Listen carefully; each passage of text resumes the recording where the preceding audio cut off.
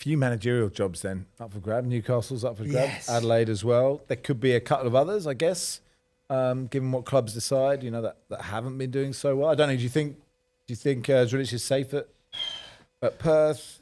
Do you think Brisbane might do something? Or Look, I think Brisbane will probably make a change. Yeah. I definitely think. It's hard to see. He's a mate of mine, but it's hard to see like where you're at and what kind of growths the team had over the year. It's really hard to see him sticking around. Zrilic, I think he was dealt a bit of a blow at the start of the season with players being injured, but their progression from I couldn't stand watching them. To be honest, they were really, really bad. I didn't know what was going on with that club, but they actually look competitive. They got good players in. It looks like they're going to sell Pierman. Who knows what sort of money if they're going to get some. But I think I would keep him around. There's improvement, and you never know what happens.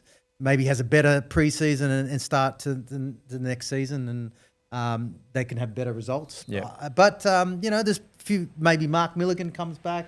Yeah. John Hutchinson's another name. He's in J2, which is not too bad at all. Yeah. But he's another name that's been floated about. a few other names: Tony Vidmar, Ross Aloisi. I presume if you can't get the rights to John Aloisi, you go for his brother. you get Ross. Is he a nice chap? No, he's a mate. He's a competitor. He's a great lad. He's one that sort of I had in that Adelaide bucket. Him and obviously Millsy, Mark Milligan. Yes. Mark Milligan, the former assistant.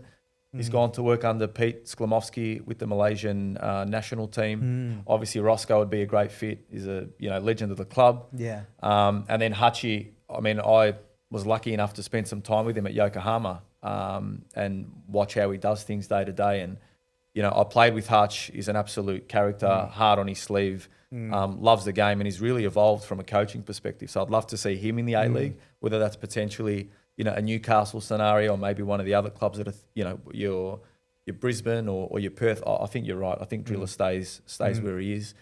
But it'd be great to see some of these guys come back and show what they can do, in the top tier as the number one versus, being the bridesmaids for other coaches.